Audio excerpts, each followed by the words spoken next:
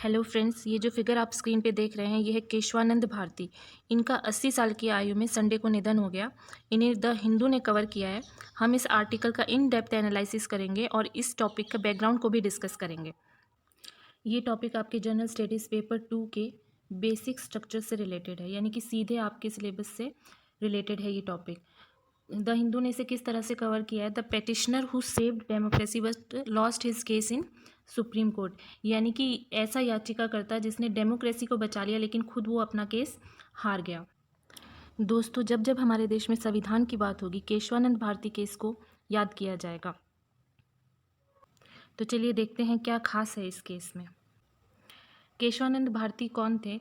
ये केरला में एक मठ के प्रमुख हुआ करते थे सिंस 1961। केरला सरकार के लैंड रिफॉर्म लेजिस्लेशन को इन्होंने चैलेंज किया 1970 में, क्योंकि इनके जो मठ की ज़मीन थी वो केरला गवर्नमेंट ने लैंड रिफॉर्म्स के नाम पर ले ली थी। केस किस बारे में था? देखिए, आपको केस को समझने से पहले इसके बैकग्राउंड को समझना पड़ेगा कि बैकग्राउंड में क्या चल रहा था। देखिए, पॉलिटिकली उस टाइम पे देश की सिचुएशन कुछ इस तरह की थी कि प्राइम मिनिस्टर इंदिरा गांधी बहुत ज़्यादा पावर ग्रैब करना चाहती थी। उन्होंने बहुत सारे अमेंडमेंट्स किए थे कॉन्स्टिट्यूशन में, जिससे कि कॉन्स्टिट्यूशन को हार्म हो रहा था। तो सुप्रीम कोर्ट को भी ये एक अपॉर्चुनिटी लगी कि पार्लियामेंट को किसी तरह से कंट्रोल किया जाए। उसी टाइम पे ये केस आया था। तो सुप्रीम कोर्ट ने इसके अंदर दो मुद्दों को क्लब किया। पहला मुद्दा क्या था? Golaknath versus state of Punjab का केस, जो कि 1967 में हुआ था। उसके अंदर कोर्ट ने ये रूलिंग दी थी कि parliament can not amend fundamental rights, यानी कि पार्लियामेंट फंडामेंटल राइट्स का संशोधन नहीं कर सकती है। इस जजमेंट को सुप्रीम कोर्ट ने रिव्यू में डाला। दूसरा क्या मुद्दा लिया कि उन्होंने कुछ जो लॉज थे, कुछ अमेंडमेंट्स जो कॉन्स्टिट्यूशन में किए गए थे, उनकी कॉन्स्टिट्यूशनल वैलिडिटी को चैलेंज किया। कौन कौन से थे वो?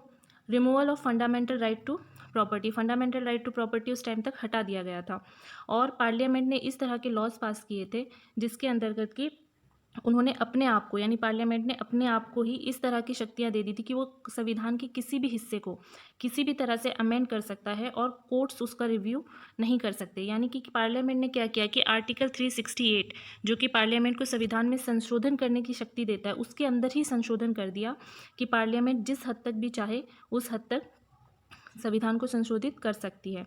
अब जजमेंट क्या आया? जजमेंट में 13 जजेस की बेंच बैठी थी। देखिए, उस टाइम पे सुप्रीम कोर्ट में 13 जजेस ही हुआ करते थे और सभी के सभी बैठ गए। यानी आप इमेजिन कीजिए कि ये केस कितना इंपॉर्टेंस रखा होगा उस टाइम पे। और उसके बाद भी जजमेंट आया 7-6 से, यानी कि बहुत ही माइन्यूट डिफरेंस से जजमेंट आया।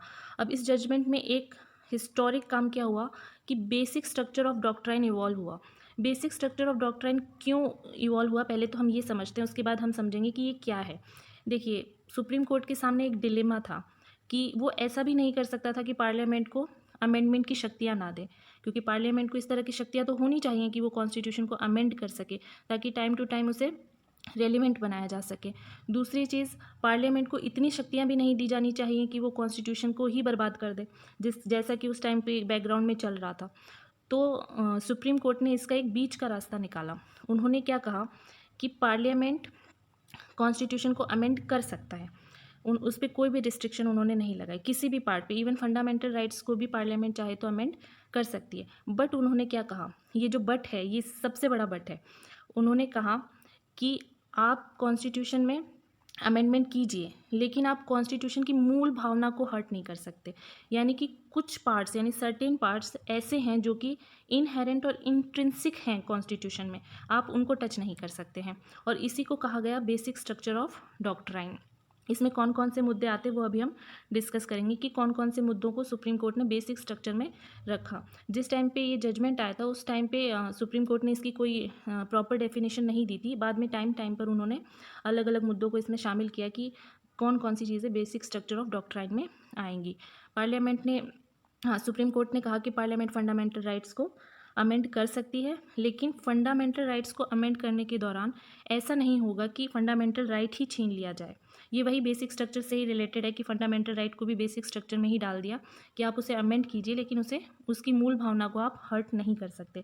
जैसे कि मान लीजिए कि फंडामेंटल राइट टू एक्सप्रेशन है, अगर आप उसे उसके ऊपर कोई रिस्ट्रिक्शन लगा रहे हैं लेजिटिमेट तो ठीक है, लेकिन आप फंडामेंटल राइट का एक्सप्रेशन का फंडामेंटल राइट ले नहीं सकते हैं, हटा नहीं सकते उसको। चौथा उन्होंने क्या किया कि राइट टू प्रॉपर्टी जो गवर्नमेंट के द्वारा हटाया गया था पार्लियामेंट के द्वारा, उसे उन्होंने खारिज नहीं किया। ये इसी मुद्दे को लेकर केशवानंद भारती ने केस किया था, इसीलिए वो केस हार गए। लेकिन इस बहाने सुप्रीम कोर्ट को मौका मिल गया बेसिक स्ट्रक्चर ऑफ डॉक्ट्राइन लागू करने का। अब देखते हैं कि बेसिक स्ट्रक्चर में क्या क्या चीज़ें आती हैं। सबसे पहले आता है फेडरलिज्म। फेडरलिज्म यानी संघीय ढांचा, केंद्र सरकार और राज्यों की सरकार के बीच में जो संबंध है उसको किसी भी लॉ के द्वारा बदला नहीं जा सकता है। यानी कि देखिए फेडरलिज्म सब जगह अलग अलग है, जैसे कि अमेरिका में फेडरलिज्म अलग तरह का है, यहाँ पे जो भारत में फेडरलिज्म है वो अलग तरह का है। भारत में राज्य मिलकर केंद्र नहीं बनाते हैं, जबकि अमेरिका में क्या होता है कि राज्यों के बीच में एक समझौता है देश बनाने के लिए, लेकिन भारत में ऐसा नहीं है, तो इस व्यवस्था को बदला नहीं जा सकता। दूसरा है सेक्युलरिज्म, धर्मनिरपेक्षता, ये भी बेसिक स्ट्रक्चर का एक हिस्सा है, इसे भी चेंज नहीं किया जा सकता है। जो आजकल बातें चलती रहती हैं कि हिंदू राष्ट्र बनेगा, या कुछ लोगों के मन में ऐसा डर भी रहता है, तो ऐसा डर नहीं होना चाहिए, क्योंकि सेक्युलरिज्म जो है वो हमारे बेसिक स्ट्रक्चर का हिस्सा है, इसे कोई भी सरकार किसी भी तरह से कोई भी लॉ लाकर नहीं बदल सकती है। तीसरा है पार्लियामेंट्री सिस्टम। देखिए डेमोक्रेसी में दो तरह के सिस्टम्स होते हैं, एक पार्लियामेंट्री सिस्टम और एक प्रेसिडेंशियल सिस्टम। प्रेसिडेंशियल सिस्टम जैसा कि अमेरिका में है, पार्लियामेंट्री सिस्टम जैसा कि भारत में है। प्रेसिडेंशियल सिस्टम में जनता सीधे प्रेसिडेंट को चुनती है और प्रेसिडेंट की शक्तियाँ बहुत ज़्यादा होती हैं। हमारे यहाँ पे ऐसा नहीं होता, हमारे यहाँ पे हम प्राइम मिनिस्टर को चुनते हैं। प्राइम मिनिस्टर को भी सीधे नहीं चुनते, हम उनकी पार्टी को वोट देते हैं और जो बहुमत दल का नेता होता है वो प्राइम मिनिस्टर चुना जाता है। तो ये भी बेसिक स्ट्रक्चर का हिस्सा, इसे चेंज नहीं किया जा सकता। चौथा है सेपरेशन ऑफ पावर्स। देखिए तीन हमारे स्तंभ हैं डेमोक्रेसी के, न्यायपालिका, व्यवस्थापिका और कार्यपालिका। इन तीनों की शक्तियाँ अलग अलग हैं और ये तीनों एक दूसरे के काम में दखल नहीं दे सकते। जैसे आपने एक नाम सुना होगा जुडिशियल ओवररीच, आजकल बहुत ये चर्चा में रहता है कि जुडिशरी जो है वो कार्यपालिका और न्यायपालिका के ऊपर ओवररीच कर रही है। जैसे कि कई बार PLI वगैरह आती हैं, तो जो जुडिशरी है वो सरकार को निर्देश देती है कि आप ऐसा कीजिए, तो उसको जुडिशियल ओवररीच कई बार समझा जाता है, जो सेपरेशन ऑफ पावर का उल्लंघन उसे माना जाता है। पांचवा है फ्री एंड फेयर इलेक्शंस। ऐसा नहीं हो सकता कि गवर्नमेंट कोई लॉ बना दे और इलेक्शन कमीशन को ही खारिज कर दे, या फिर इलेक्शन कमीशन जो निर्देश दे रही है उसे नहीं माने, ऐसा नहीं हो सकता। फ्री एंड फेयर इलेक्शन जो है वो बेसिक स्ट्रक्चर का एक हिस्सा है। डेमोक्रेसी बेसिक स्ट्रक्चर का हिस्सा है। देखिए ऐसा नहीं हो सकता कि किसी दिन उठ के कोई गवर्नमेंट ये कह दे कि अब हम कम्युनिस्ट हो गए हैं। हमारे देश में डेमोक्रेसी ही रहेगी, क्योंकि वो बेसिक स्ट्रक्चर का हिस्सा है। अब इस केस की इम्पोर्टेंस को हम देखते हैं। देखिए ये केस जब आया था, इसकी जो टाइमिंग थी वो बहुत ही पिक्यूलियर थी।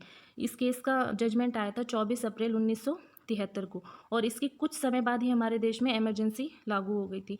इमरजेंसी के दौरान आप सबको पता है कि कॉन्स्टिट्यूशन का किस तरह से हनन किया गया था।